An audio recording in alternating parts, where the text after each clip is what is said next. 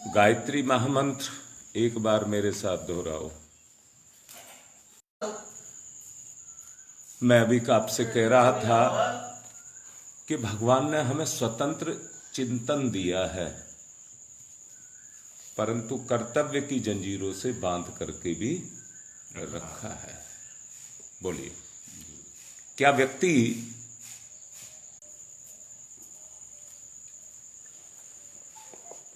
पहले ही आ जाएगा? क्या चाहिए? वही चलेगा। चलो मैंने अभी कहा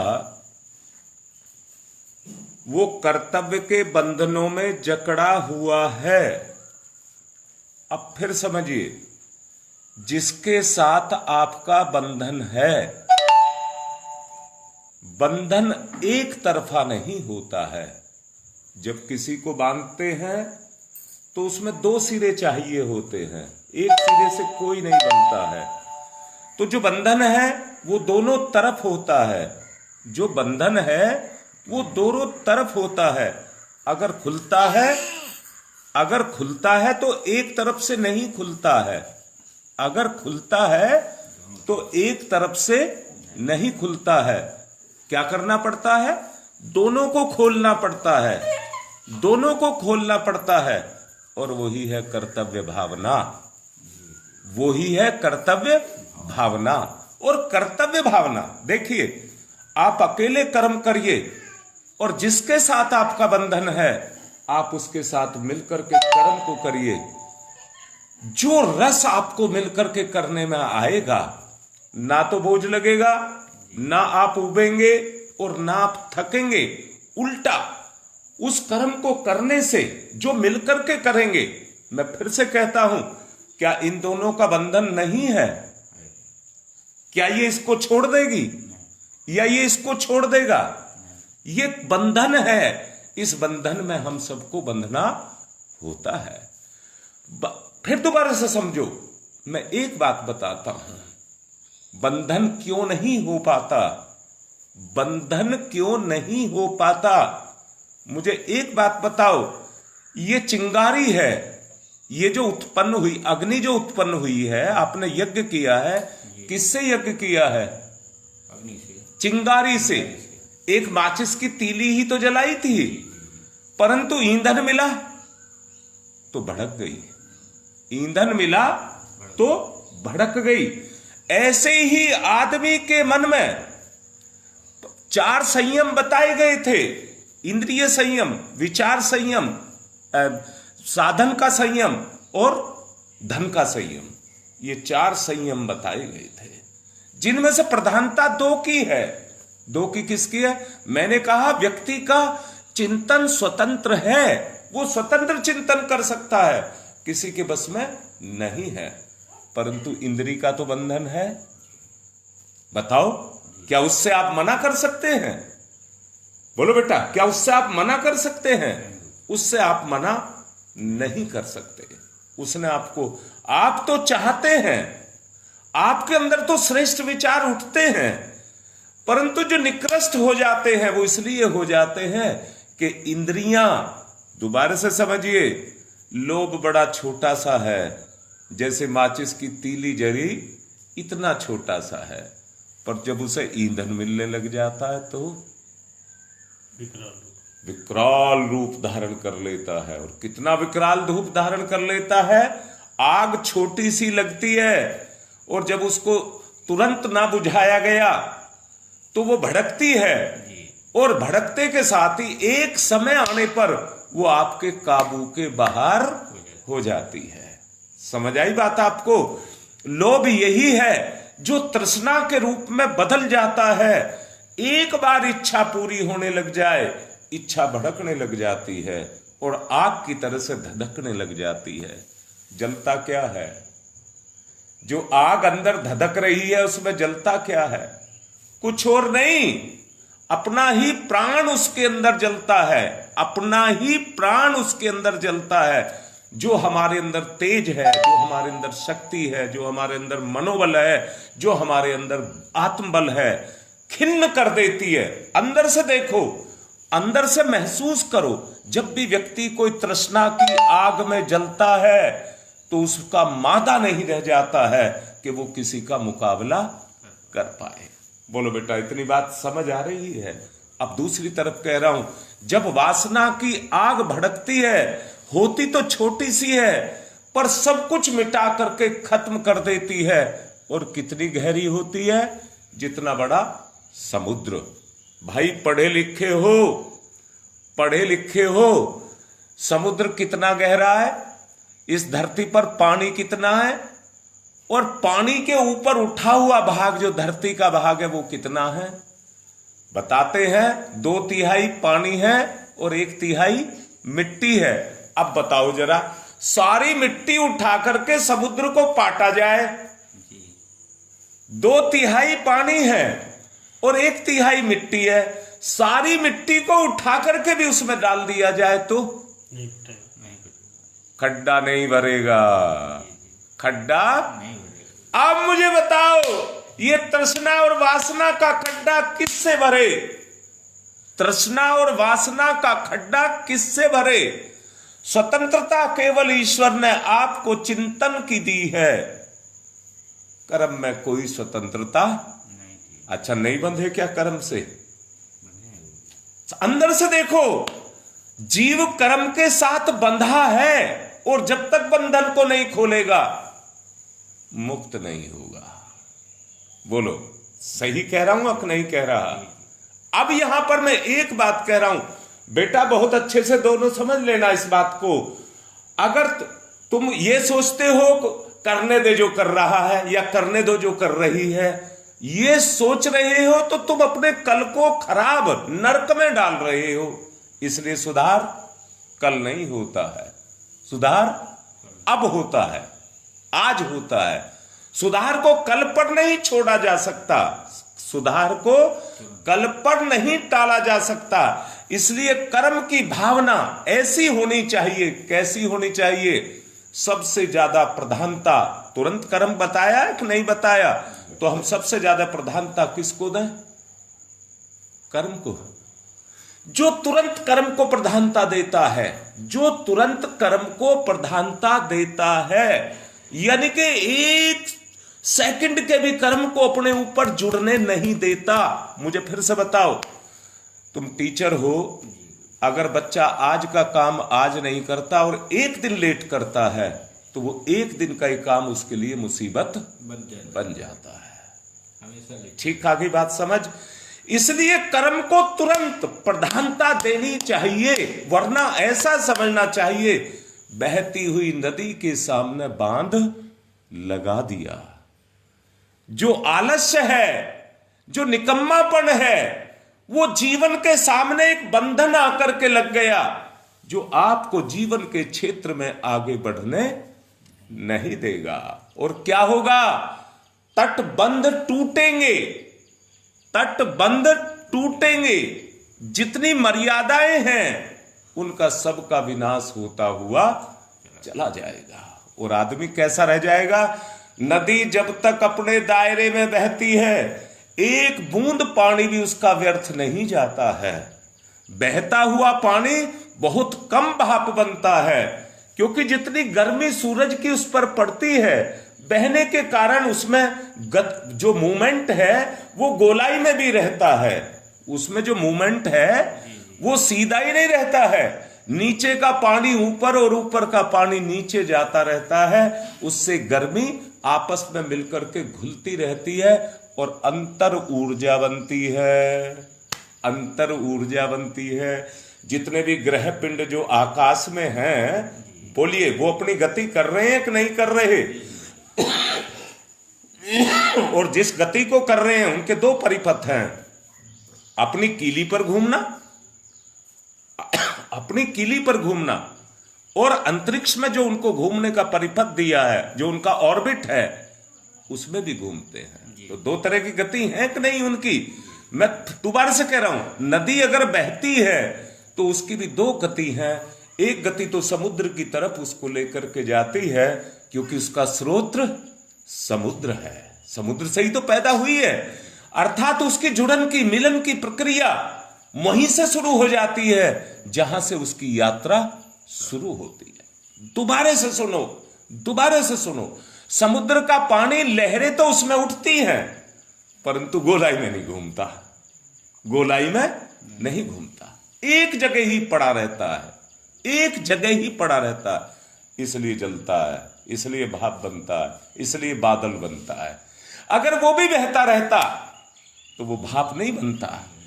ईश्वर भी इस दुनिया में कर्तव्य से बंधा है, ईश्वर भी सृजन के लिए इस दुनिया में कर्तव्य से बंधा है।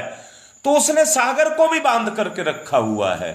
नहीं, सागर स्वतंत्र तो है, वो लहरें तो उठा लेता है, परंतु अपने कर्तव्य से बंधा है। उसका कर्तव्य क्या है? अपने आप को जलाए, अपने आप को जलाए और बादलों की उत्पत्ति करे। बादल को भी बांध करके रखा हुआ है, बादल को भी बांध करके रखा हुआ है कि वो चलेगा कहां? अपनी मर्जी से, अपनी मर्जी से नहीं चलेगा, ना अपनी मर्जी से बरसेगा।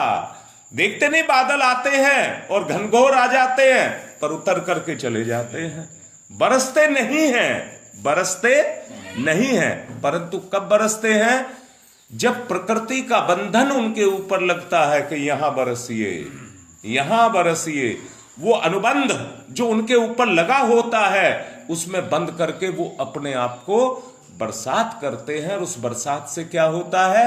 ये धरती हरी भरी होती है। मैं दोबारा से कह रहा हूं, अरे इस सृष्टा ने कहां उन पर बंधन लगा करके रखा हुआ है? उसको तो श्रेय दे रहा है दुनिया को हरी भरी करने का, उसको पुण्य दे रहा है, उसको पुण्य दे रहा है। मुझे फिर से बताओ, सूरज इस दुनिया में जिसका जन्म हुआ है उसकी मृत्यु है कि नहीं है? जिसका जन्म हुआ है उसकी मृत्यु भी है। फिर से कह रहा हूं, क्या इस संसार की कभी उत्पत्ति नहीं हुई है? पूरा का पूरा जितना ब्रह्मांड है, इसकी भी तो कभी उत्पत्ति हुई होगी। और इसमें उत्पत्ति हुई है जीव की, शरीर के रूप में, शरीर के रूप में। इसमें सूरज भी पैदा हुआ है, इसमें चंद्रमा भी पैदा हुआ है, इसमें सब पैदा हुए हैं। उनकी भी तो अपनी गति है, उनकी भी तो अपनी गति है।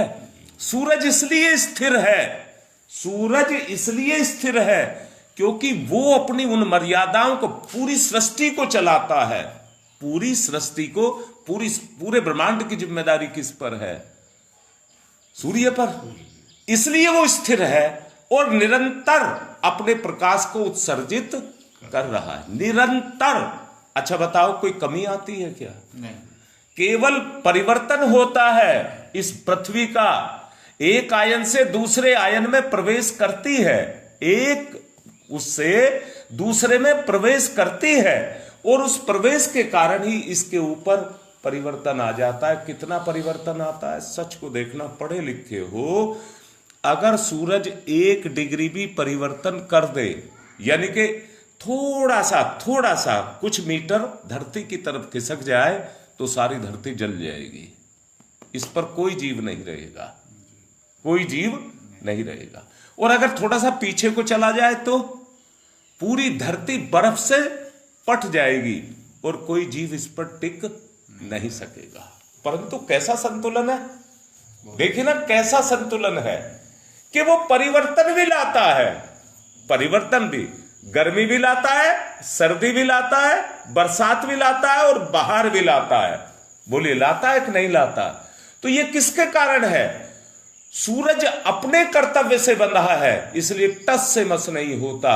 इतना बड़ा नियंत्रण उसका इस दुनिया पर है कि उसने हर कण कण को बांध करके रखा हुआ है। इसलिए उसकी प्रधानता है, इसलिए उसकी प्रधानता है। परंतु जो पिंड हैं वो अस्थायी हैं। जो पिंड हैं, जितने भी पिंड हैं, आकाशीय पिंड देखिए कितने सारे हैं, वो सब स्थायी नहीं है, वो सब स्थायी नहीं है। विज्ञान तो यहां तक कहता है सूर्य में जितना तेज है उससे ज्यादा प्रकाशवान तारे इस ब्रह्मांड में हैं। जब से सृष्टि का निर्माण हुआ है आज तक उनका प्रकाश धरती तक नहीं पहुंचा है, जबकि प्रकाश की जो चाल है वो 1.25 लाख प्रति सेकंड है, मील प्रति सेकंड है, और इतने दिनों से वो चल रहा है प्रकाश, परंतु आज तक अपनी पूर्णता को प्राप्त नहीं कर सका। उस दिन का इंतजार करिए। जितने भी ग्रह अंतरिक्षीय, जितने भी ग्रह पिंड है, जब वो सबका सब प्रकाश पूरे ब्रह्मांड में विलीन हो जाएगा, सबका तेज एक साथ मिलकर के पूरे ब्रह्मांड में विलीन हो जाएगा, उस दिन ये ब्रह्मांड पूर्णता को प्राप्त हो जाएगा। समझ आ गई बात आपको? इसलिए मैं कह रहा हूं, हर पिंड की दो तरह की गति है, हर पिंड की दो तरह की गति है। एक तो वो अपनी कीली पर घूमता है, स्वतंत्र चिंतन की आपको पूरी स्वतंत्रता है। दूसरा, आप कर्म से भी बंधे हैं, आप कर्म से भी बंधे हैं। उस पिंड के साथ आप जुड़े हैं जिसको सूर्य कहते हैं, उसके नियंत्रण को आप तोड़ नहीं सकते, उसके दायरे में रहेंगे। और आपने देखा होगा, अगर कोई ग्रह पिंड अपने मर्यादाओं का उल्लंघन करता है तो रात को तारा टूटना जिसको कहते हैं, आकाश में एक आग की रेखा खिंचती है और एक बहुत बड़े तारे का धूल बन जाती है, राख बन जाती है। अगर कोई मर्यादाओं को, ईश्वरीय आत्मीय मर्यादाओं को तोड़ेगा तो उसका जीवन भी धूल बन जाएगा। कैसी बात समझ आई? इसलिए उसने सबको अपने द्वारा निर्धारित जो मर्यादाएं हैं उसमें सबको बांध करके रखा हुआ है, और उस बंधन को हमको स्वीकार करना होगा। यानी कि वो हमारे ऊपर मर्यादा है ईश्वर की। अब मुझे बताओ, ये कहूंगा, भेद कहां है? भेद है, एक है अहंता। दो चीज मैंने अभी आपको बताई, दो चीज बताई। इंद्रिय जो भोग है उसमें दो चीज मैंने आपको बताई, एक तृष्णा, दूसरी वासना। अब तीसरा अहम। अहम जो रूप धारण करता है वो अहंकार का है, और अहंकार कितना बड़ा खड्डा है, कितने जन्म उसमें लग जाएंगे, मतलब सारे सृष्टि का लोप हो जाएगा, तब तक आपके अहंकार का लोप नहीं होगा। कैसे होगा? हमें साथ साथ चलना होगा। कैसे होगा? हमको साथ साथ चलना होगा। अच्छा, साथ साथ तो चल लेंगे, परंतु प्रेम से भी चलना होगा। नहीं, साथ साथ तो चलना होगा, परंतु प्रेम से भी चलना होगा। फिर से कहता हूं, आदमी बाहर से मुस्कुराएगा और अंदर से चालाकी करेगा तो कोई मतलब ही नहीं है कि वो पूर्णता को प्राप्त हो जाए। यानी कि वो रस उसको पैदा करना पड़ेगा, जो आत्मा का रस हो। सच बताओ, अगर हमारे रिश्तों के बीच में वो रस पैदा हो जाए तो उस रस से वो बंधन हमारे कटते हुए चले जाएंगे, और हमारे बीच में क्या पैदा होगी? आत्मीयता पैदा होगी। स्थिति क्या है? अहंकार के कारण आज आदमी को कोई सलाह देता है तो उसको भी पसंद नहीं करता है, कोई रास्ता दिखाता है तो उसको भी पसंद नहीं करता है। अपनी स्वेच्छा से अपने लिए अपना रास्ता खुद बनाना चाहता है। अब तुम एक बात बताओ, ये प्रकृति ने जो रास्ते बना करके रखे हैं, जो मर्यादाएं हैं, मैं दोबारा से एक शब्द में कहूंगा, न्याय। एक शब्द में कहूंगा, न्याय। ईश्वर क्या है? न्याय है या नहीं है?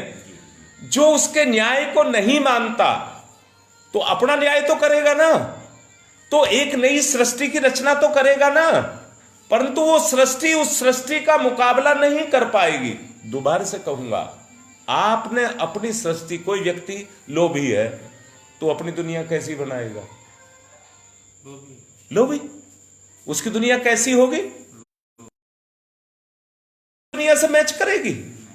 अगर मैच नहीं करेगी तो कैसी रहेगी? उपेक्षित रहेगी। कैसी रहेगी? उपेक्षित रहेगी।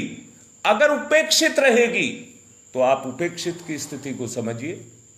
आप उपेक्षित की स्थिति को, मैं ये कहता हूं, अगर परिवार में एक व्यक्ति को तिरस्कृत करके रखा जाए, बहुत अच्छे से समझ लेना, एक व्यक्ति वो है जिसको सबका प्यार मिलता है, और एक व्यक्ति वो है कि जिसको सबका तिरस्कार मिलता है, चाहे वो कितना ही मिलकर के रह ले, जिसको तिरस्कार मिलता है परंतु उसको संतोष नहीं मिलता है। और मैं फिर से कहता हूं, उसकी जो अपनी दुनिया है वो सबकी दुनिया से टकराएगी। जिधर को चलेगा उधर ही टकराएगा, जिधर को चलेगा उधर ही टकराएगा, क्योंकि नीतिमता, जिसको नियति ने निर्धारण किया है, उस मार्ग पर नहीं चल रहा। मैं दोबारा से कहूंगा, चलने के लिए ग्रांड ट्रंक रोड, जिसमें कोई खड्डा नहीं है, बिल्कुल प्लेन सपाट, लाइटें लगी हुई, आप रात दिन कभी चल सकते हैं, वो परमात्मा ने हमारे लिए बनाया है, जिसको मर्यादाओं से बंधा हुआ रास्ता कहते हैं। और कोई उस रोड को छोड़ करके नीचे के रास्ते पर साइड में चलने लग जाए, जहां झाड़ियां भी है, खड्डे भी है, कबाड़ भी है, कीचड़ भी है, सब चीज है, अगर उसमें से चल रहा है तो हर कदम पर रुकावट है या नहीं है। अब मैं फिर से कह रहा हूं, अगर व्यक्ति साथ मिलकर के चलता है तो उसके साथ के मिलने से, मैं दोबारा से कहता हूं, आपकी क्षमता 40% है तो 100% हो जाएगी, सहयोग के कारण। मैं दोबारा से बोलता हूं, पेड़ गिर जाए तो उसको सपोर्ट देनी पड़ती है। पेड़ कितना भारी और कितना ताकतवर है, पर छोटी सी सपोर्ट कितना बड़ा सहारा बनती है। समझ आ रही है बात? इसलिए उसको संभालने के लिए सपोर्ट चाहिए, सपोर्ट। और सपोर्ट ऐसा दुनिया में ईश्वर भी नहीं है, ईश्वर ने भी अपने आप को नहीं रखा, वो भी तो भक्त की सपोर्ट लेता है कि नहीं लेता है। जरूरत तो उसने ही दुनिया को ऐसा बना दिया, जबकि ईश्वर तो अपने आप में पूर्ण है, परंतु वो भी निर्भर करता है किसके ऊपर? अपने भक्त के ऊपर। वो भी उसकी तरफ को देखता है और क्या करता है। देखिए, भगवान अनंत शक्तियों का भंडार है, पर जिस पर प्रसन्न हो जाता है, अपनी शक्ति किसी को सीधा नहीं देता, अपनी शक्ति किसी को सीधा, देखो उसका न्याय है ये, वो बंधा है अपने न्याय से। तुम देखो, तुम अपनी शक्ति सीधी किसी को नहीं दोगे। मैं फिर से समझा रहा हूं, जिसको तुम प्यार करते हो उसको अपना सब कुछ देने के लिए तैयार रहोगे। बोलो, बात समझ आ गई? इसलिए जो देव कार्य में, सृष्टि के कार्य में अपना सहयोग करता है, ईश्वरीय शक्ति उसको भी अपना सहयोग करती है। यहां मैं फिर से कहूंगा, स्वतंत्रता ना किसी को लेनी चाहिए। अपनी मर्जी से चलेंगे, अपनी मर्जी से रहेंगे, अपनी मर्जी से खाएंगे, अपनी मर्जी से सोएंगे ना। हर चीज की एक नियम होना चाहिए, व्यवस्था होनी चाहिए, निर्धारण होना चाहिए। वो निर्धारण भी, यहां भी मैं एक बात कह रहा हूं, निर्धारण तो निर्धारित किए जाते हैं, निर्धारित किए जाते हैं। बेटा, एक बात कह रहा हूं, जिस क्षेत्र में आज कोनिया क्षेत्र में बैठा हूं, महिलाओं पर तो यह नियम है कि वो 4 बजे से उठ जाएं और अपने काम को करें, और पुरुष 9 बजे तक सोएं। बताइए कहां संतुलन बनेगा? महिला तो सबके पैर छुए, और पुरुष अहंकार में रहे, तो ये कैसे चलेगा? संतुलन जो आता है वो मिलकर के चलने में ही आता है। इसलिए उस बैलेंस को हमको मिलकर के बनाना होगा। जो चिंतन है वो है तो स्वतंत्र, परंतु अपने चिंतन को भी परतंत्र नहीं करने के लिए कह रहा हूं। स्वतंत्र चिंतन इसलिए दिया है कि आप दूर दूर तक देख लीजिए, आपका कहीं कोई नुकसान तो नहीं है, आपका कोई नुकसान तो नहीं है। स्वतंत्र चिंतन और विवेक उसके साथ जो दिया है वो इसलिए दिया है कि दूर से आती हुई घटनाएं आपको नजर आने लग जाएं, समझ के द्वारा। और समझ किसको कहते हैं? जो व्यक्ति को जिम्मेदार बनाती है। बोलिए, कोई व्यक्ति जिम्मेदार बनता है तो किससे बनता है? अगर समझ ही नहीं है तो जिम्मेदार कैसे बनेगा? जो जिम्मेदार है वो जिम्मेदारी के बोझ को उठाता है। जो जिम्मेदार है वो जिम्मेदारी का बोझ, यानी कि कर्तव्य का बोझ, कर्तव्य की जिम्मेदारी। अच्छा मुझे बताओ, जिसको जो काम आता है, जिसके पास विवेक है और जिसको जो काम आता है, वो कार्य उसके लिए बोझ है क्या?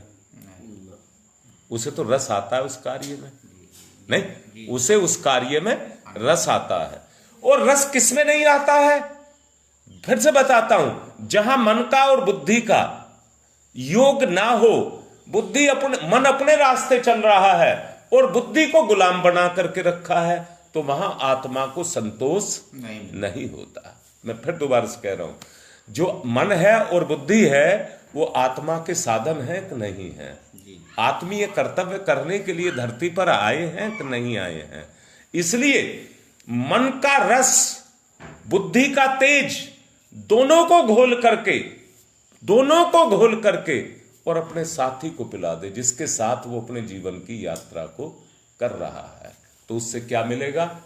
एक संतोष मिलेगा। क्या मिलेगा? एक संतोष मिलेगा। और उस संतोष का जो परिणाम होगा वो जीव को शांति मिलेगी। जब इस जीवन में मिलने लग जाती है संतोष, और संतोष के बाद शांति जब मिलने लग जाती है, तो जीवन की जो वास्तविक यात्रा है वो शुरू हो जाती है। समय हो चुका है, इसलिए मैं कहूँगा 10 मिनट का ध्यान करना है। अब ध्यान की प्रक्रिया को शुरू करें। दोनों हाथ गोदी में, आंखें बंद, मन ही मन उगते हुए सूर्य का ध्यान, क्योंकि हम सबके जीवन का आधार वही है। वहीं से हम तेज को ग्रहण करेंगे और तेज को ग्रहण करके अपने जीवन की यात्रा को शुरू करेंगे। ध्यान मुद्रा।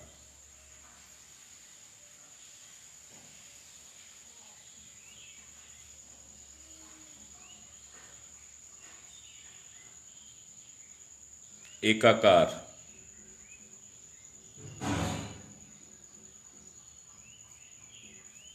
हमारा सबसे बड़ा गौरव हमारा कर्म है।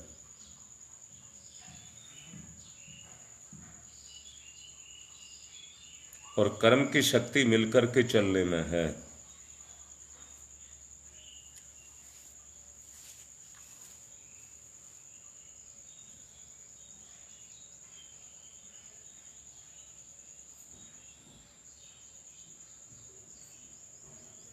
मिलकर के चलेंगे। मिलन, आत्मीयता, एकाकार,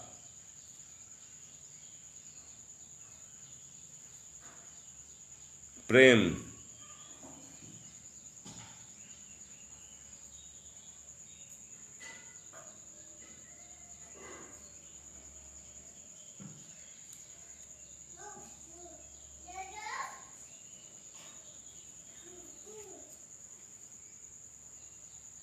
शक्ति का शक्ति के साथ मिलन।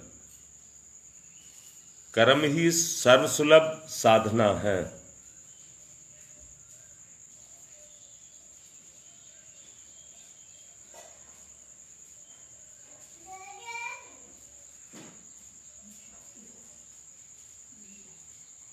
इसी से व्यक्ति कल्याणप्रद मार्ग को खोजता है।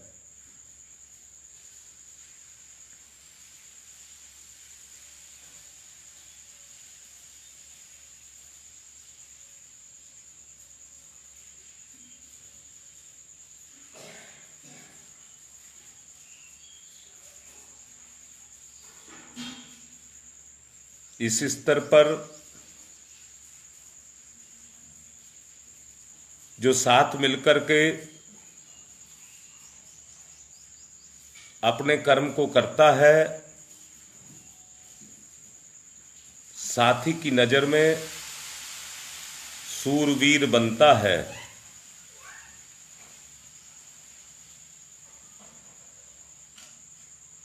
अगर मिलकर के ना चला जाए तो अंतर्दृष्टि में कायर बनता है।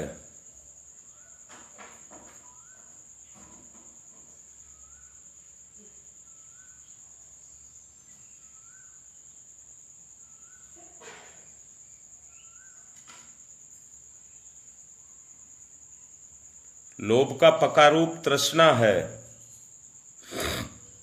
मोह का पका हुआ रूप वासना है।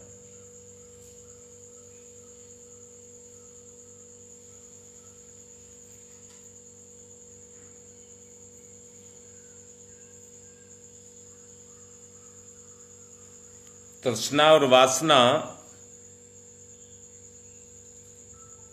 बहुत बड़े खड्डे हैं जिनको हम भर नहीं सकते।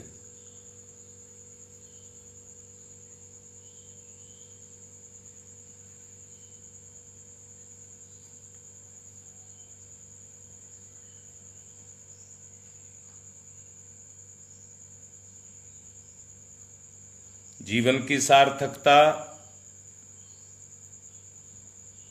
सहयोग में है।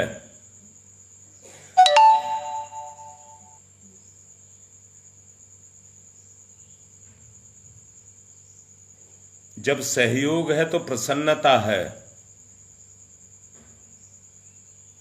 पेड़ पौधों पर जिस तरह से फूल खिलते हैं और उसके बाद फल आते हैं,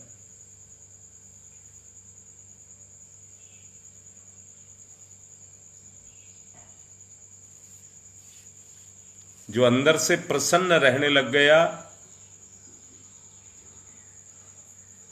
उसके जीवन में ईश्वरीय फल पैदा होते हैं।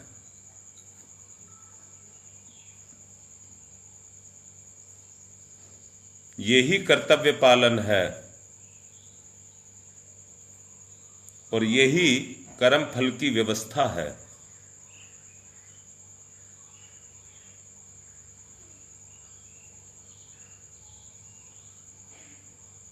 स्वतंत्र चिंतन हमें प्रसन्नता देता है।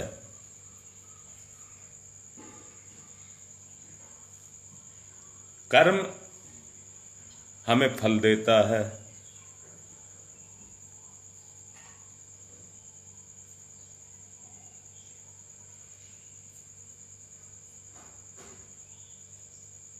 लौकिक जीवन की गति बिल्कुल अलग है, उसकी प्रगति के आयाम अलग हैं।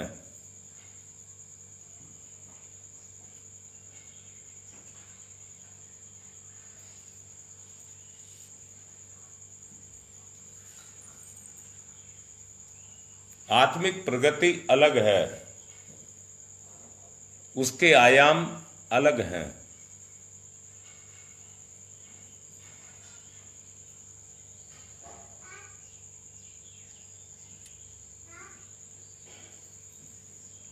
बंधन विचार की गहराई,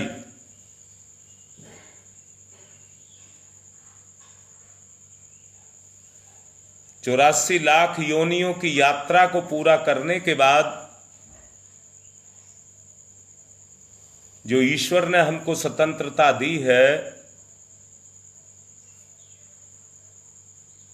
वो यही है कि कर्म अकर्म का भेद हम जाने। पशु और इंसान में एक ही अंतर है,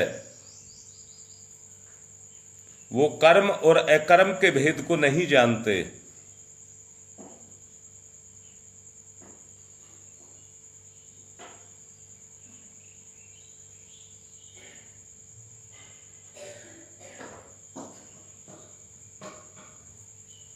और भेद को ना जानने के कारण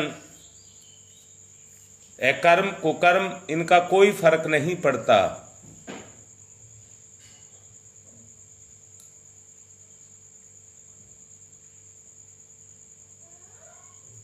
इसलिए पशु अकेला भी रह लेता है, रस्से में बंद करके भी रह लेता है।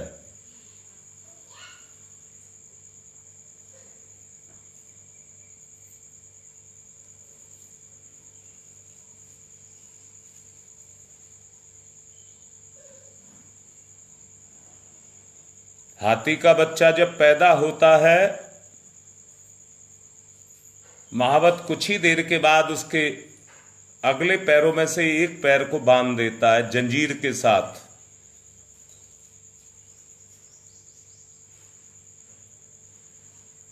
परंतु हाथी का बच्चा उस बंधन को स्वीकार नहीं करता, झटके मारता है जंजीर को तोड़ने के लिए, पर अपने पैर को घायल करता है, जंजीर नहीं टूटती। महावत पहले ही सोच समझ करके इतनी मजबूत जंजीर के बाद साथ बांधता है जिसे तोड़ ना सके, और बच्चा अपने ही पैरों को घायल कर लेता है। एक समय के बाद अवस्था ये हो जाती है, पैर में झटका मारना, दर्द सहन करना, इसलिए दर्द के कारण वो झटके मारना भूल जाता है, बंधन को तोड़ना भूल जाता है।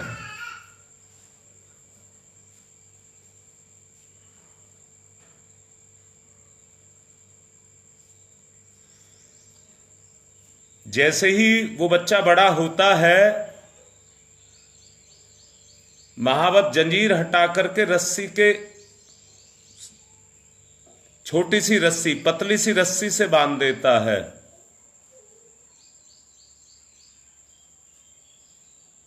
बड़े ही प्रेम के साथ कह रहा हूं, क्योंकि बच्चा परिचित हो जाता है बंधन से और अंदर से बंधन को स्वीकार कर लेता है।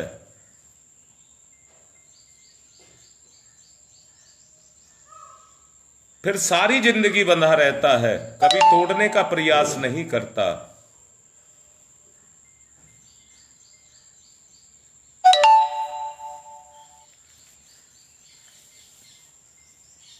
कर्म अकर्म विवेक के द्वारा इस व्यक्ति को ज्ञान है। विवेक से ही इस जंजीर को काटा जा सकता है, बंधन की जंजीर को विवेक से ही काटा जा सकता है।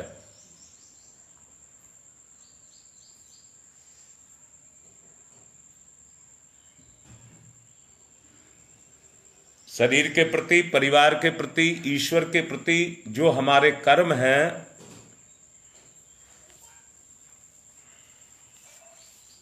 वो हमको पूर्ण ईमानदारी के साथ करने चाहिए। एकाग्रता, मंथन,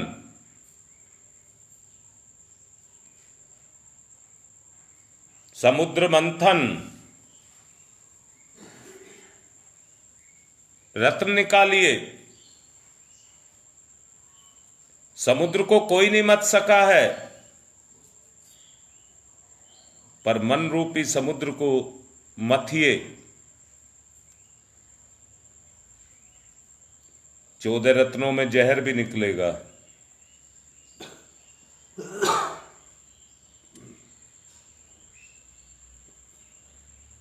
मंथन मंथन,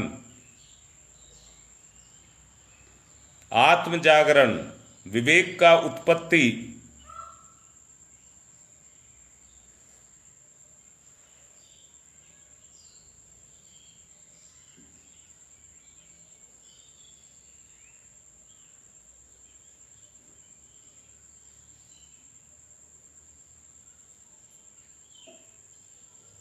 अपने हृदय की गहराइयों में जाइए, मोतियों को ढूंढिए,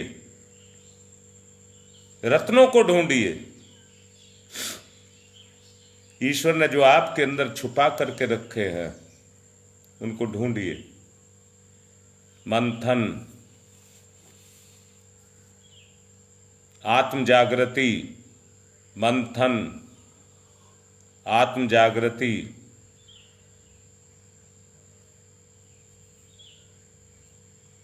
जागरण,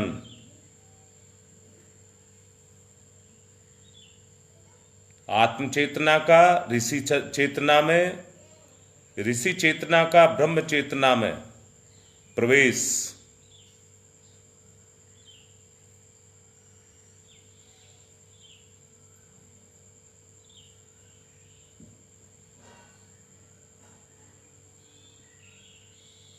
ध्यान मुद्रा, एकाग्रता,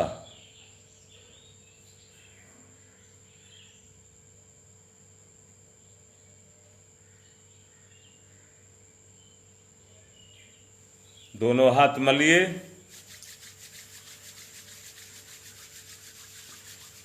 मुखमंडल पर फिराइए, इसमें प्राण तत्व पैदा हो जाए, तेज पैदा हो जाए। धीरे धीरे आंख खोलिए। आज की बात संपन्न।